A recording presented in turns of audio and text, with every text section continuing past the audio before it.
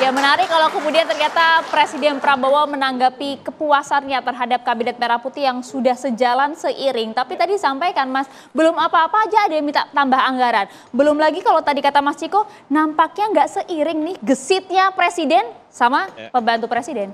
Iya, ya, tentunya satu atau dua event atau peristiwa-peristiwa gitu ya, itu tidak bisa kita simpulkan untuk kita menarik kesimpulan bahwa inilah seluruh kinerja Kabinet Merah Putih secara keseluruhan dalam 3 bulan, kurang lebih seperti itu ya. Memang ya tentu saja ada satu atau dua peristiwa yang kaitannya dengan kontroversi. Bahkan program makan bergizi gratis pun juga ada kontroversi dan kekurangan-kekurangan yang terus kita perbaiki. Jadi pemerintah dalam hal ini posisinya nggak defensif ya, posisinya nggak defensif. Dan kalau kita melihat sih sekarang semuanya sih kompak ya. Kemarin juga saya ulangi lagi ya tadi bahwa MBG itu tidak berdiri sendiri, nggak hanya BGN tapi juga swasembada dan ketahanan pangan. Kemendes baru saja menyatakan komitmennya bahwa kurang lebih 20% ya dana desa di desa-desa yang memang itu ada pertaniannya atau ada perikanannya atau ada perkebunannya itu memang untuk dialokasikan untuk peningkatan kapasitas produksi ya pertanian, perkebunan dan peternakan tadi. Misalnya seperti itu. Desa tematik. Nah, Prof Wiwi ini juga lagi menggarap desa-desa kita juga. Jadi tidak ada ya. Jadi memang ada 1-2 peristiwa yang memang patut patut kita perhatikan, tapi itu juga tidak cukup untuk kita mengover generalize peristiwa tersebut seolah-olah inilah gambaran yang utuh. Enggak begitu juga, enggak begitu. Kadang ada celetukan dari menteri atau kepala badan yang membuat publiknya jadi makin kencang, nadanya kesannya jadi polemik di tengah masyarakat. Yang bikin pusing PCO juga Contoh MBG ya, masuk MBG kan kami lihat berjalan lancar semua, tapi tiba-tiba ada statement di daerah tertentu bisa menyesuaikan, bisa jadi serangga alternatif MBG. Itu kan sesuatu yang kontroversi. Iya, jadi begini, untuk MBG ini tidak ada standar menu nasional. Yang ada adalah standar gizi nasional. Jadi per menu, per hari, per anak itu harus memenuhi AKG, angka kecukupan gizi setidaknya 1/3, karena kan 1 kali porsi ya. Jadi itulah dia ya. Nah, untuk menunya sendiri ini menyesuaikan dengan kearifan lokal, kurang lebih demikian. Tadi Prof Ginting juga sudah mengatakan ya, dan sudah menyarankan ya, bahwa setidaknya misalnya untuk kebutuhan karbohidrat di Papua itu mungkin lebih baik pakai sagu, misalnya seperti itu ya. Dan ini memang sedang berlangsung.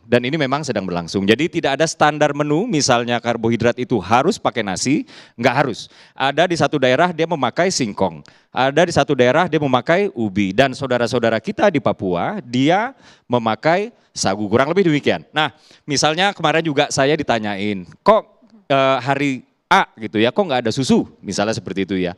Nah, susu ini kan kandungannya protein dan kalsium. Jadi tidak selalu ada susu, kurang lebih seperti itu ya. Jadi suatu hari ketika tidak ada susu, di sana ada pakai dada ayam rebus atau sayur-sayur yang mengandung kalsium, kurang lebih demikian. Tapi program makan bergizi gratis ini sebagai program grande Presiden Prabowo ini tersambung dengan fokus pembangunan pemerintah saat ini, yaitu ingin membangun sumber daya manusia untuk membentuk generasi emas 2045 agar Indonesia betul-betul menjadi negara maju. Tadi saya sudah mendengar kaitannya dengan efisiensi ya. Jadi begini, program-program Presiden Prabowo kita harus akui ini mahal-mahal sekali. Makan bergizi gratis ya, itu dalam tahun ini sudah dianggarkan 71 triliun rupiah. Terus habis itu periksa kesehatan gratis, ini akan digelontorkan itu 4,7 triliun rupiah dan lain-lain gitu. Nah kemudian dananya dari mana? Kurang lebih demikian ya. Sementara pajak itu PPN nggak jadi dinaikin, hanya untuk barang-barang mewah. Nah inilah dia yang patut penonton dan kawan-kawan sadari ya. Kalau Presiden Prabowo mau ngambil jalan gampang, tentunya PPN yang naiknya 1% itu dikenakan kepada barang-barang konsumsi tadi. Misalnya juga air mineral kemasan, misalnya seperti itu ya. Tadi saya sudah menyebut sampo, sabun, odol, sikat gigi dan lain-lain. Tapi kemudian Presiden Prabowo memilih untuk tidak mau menyusahkan rakyatnya. Tadi saya sudah mengatakan bahwa sistem perpajakan harus memenuhi 3 prinsip. Tadi yang saya lupa adalah pertama keberpihakan, lalu kedua ada perlindungan, lalu juga keadilan. Keadilan, betul. Makasih Mas Ciko. Dan akhirnya Presiden memilih untuk tidak menaikkan PPN. Lalu pilihan berikutnya bisa saja untuk menaikkan ceiling utang. Misalnya seperti itu ya, batas atas utang. Tapi Presiden Prabowo memilih untuk tidak melakukan itu. Apa yang kemudian dilakukan oleh Presiden Prabowo? Dari mana? Presiden Prabowo memilih dengan kondisi ini, kita harus justru menunaikan janji politik yang termaktub di dalam dokumen Astacita, yaitu program prioritas nomor 3 terkait efisiensi birokrasi. Birokrasi yang efisien. Dan impresnya itu sudah keluar. Yang dimana di sana pemerintah pusat apabila birokrasinya berhasil melakukan efisiensi, itu dapat menghemat 256 triliun dalam 1 tahun. Lalu pemerintah daerah ya melalui TKD ya, transfer ke daerah, itu sekitar 50 triliun yang kalau kita total itu sekitar 306 triliun rupiah. Jadi pembiayaan program yang pro rakyat ini, itu nggak diambil dengan cara-cara yang menyusahkan rakyat. Nggak diambil dengan cara-cara untuk menambah utang. Tapi diambil dengan cara apa? Biarlah kami pemerintah yang mengencangkan ikat pinggang. Demikian. Mas Ciko. Yes. Signifikan. Kalkulasi Cara-cara, hitung-hitungannya bukan berhenti sampai bulan Juni tapi terus kolaborasi antara pusat dan daerah. Tapi tadi Versi lupa, ada yang Clara. lupa di apa yang disampaikan ya kan, mungkin lupa dengan sengaja atau tidak sengaja kita nggak tahu. Jadi mengurangi anggaran IKN ya kan, menghentikan pembangunan infrastruktur sementara karena mungkin itu warisan yang lama. Jadi dan UKI kan juga pendukung beratnya Pak Jokowi ini. Jadi itu sengaja dilengkapin sama UKI. Tapi itu enggak, apapun itu catatan yang bagus sekali terkait dengan apa yang sudah menjadi pencapaian apa dan upaya dan harapan-harapan dari Pak Jokowi, sampai salah lagi Prof ya kan. Pak Baru 100 hari, Prabowo, malu, Presiden baru 100 hari. Prabowo. Nah, tapi terkait dengan MBG misalnya, PDI Perjuangan juga sangat mendukung kok program ini. Bahkan saking mendukungnya Mas Pram itu mengajukan satu program di DKI nanti ya kan, yaitu complementary daripada makan bergizi gratis. Kita memberikan makan sarapan pagi gratis ya. Ini juga kita bisa saling belajar mungkin dari pengalaman tadi banyak komplain dari kantin-kantin sekolah misalnya kan. Nah, tapi untuk di Jakarta kita akan melibatkan 100% kantin sekolah dan apabila mereka tidak mampu UMKM di sekitar sekolah tersebut dan komite sekolah dilibatkan. Artinya orang tua juga dilibatkan dalam memilih menu. Tapi tetap diawasi oleh Dinkes untuk memenuhi kebutuhan gizi itu. Jadi kebutuhan gizinya harus terpenuhi dan ini Suara tim Itu dia. enggak, artinya gini, mungkin akan Saling ada melengkapi, bisa Mas, ya. kerjasama nanti antara siapa-siapa yang mengelola MBG dengan siapa-siapa nanti di Jakarta yang mengelola sarapan gratis. Nah terkait dengan ini, saya ingin memberikan satu penegasan dari posisi PDI Perjuangan terhadap pemerintahan Pak Prabowo itu adalah yaitu tadi mendukung dan mengawasi, mengawal. Nah mengawal ini kan bukan berarti mengawal 100% apakah bila kebijakan ini benar atau salah kita tetap kawal dan kita tetap maju, nggak begitu. Artinya mengawal Ibu Megawati Soekarno Putri kemarin dalam BIMTEK seluruh anggota legislatif Partai PDI Perjuangan memberikan arahan terkait misalnya food estate di Merauke. Kita dukung tapi tolong dikawal oleh kader yang khususnya di Papua. Kawalnya gimana? Jangan sampai program ini merusak lingkungan hidup. Ya kan, artinya dikawal tuh bukan hanya didukung supaya berjalan tanpa hambatan, enggak. Tapi kalau terjadi hal-hal yang kita tidak inginkan, tentu harus diingatkan. Siap mengkritisi ya? Pastinya.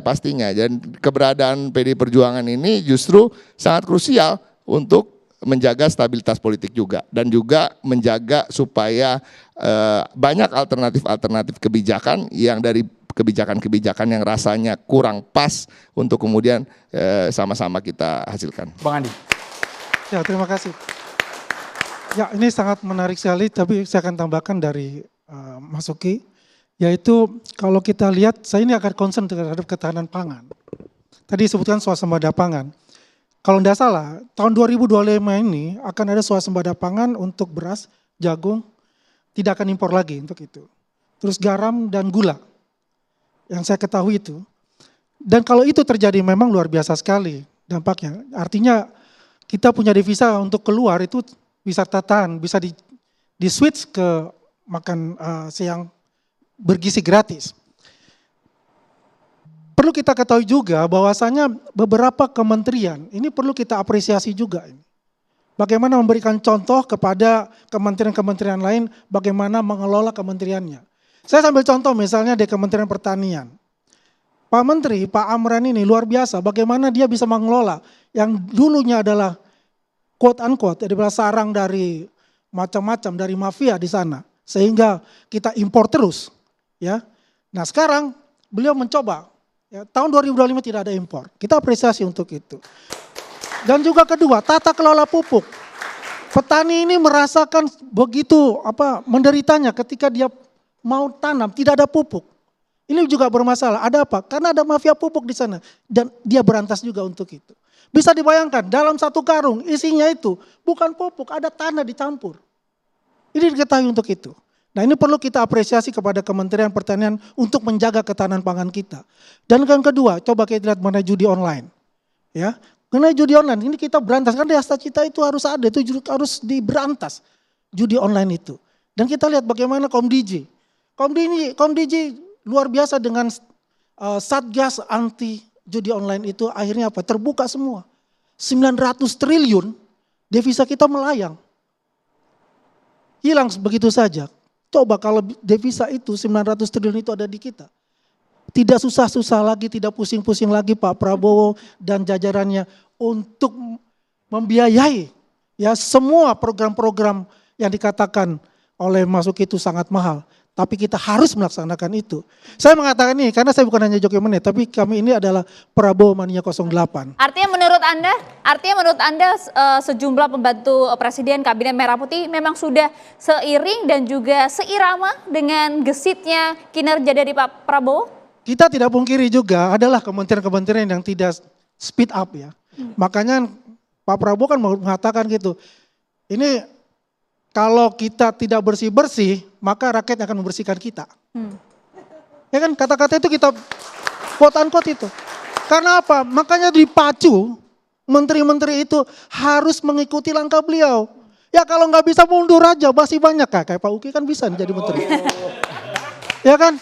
Artinya masih ada di sana ya? Pasti ada lah ya. Cuma kan ini warning lah kepada para menteri pembantu beliau itu. Ya, untuk mengikuti langkah beliau. Bapak Ibu yakin ketegasan Prabowo akan terwujud secara konkret? Kalau yang tidak seirama akan ditebas? Saya yakin beliau ini adalah seorang militer. Ya, seorang militer itu ucapannya adalah janjinya. Janjinya adalah harus ditepati untuk rakyat. Karena hidupnya adalah untuk rakyat. Oke, Bung Slamet Ginting kayaknya harus menanggapi hal ini. Tapi sesaat lagi ya, usai jeda. Tetap bersama kami di Catatan Demokrasi.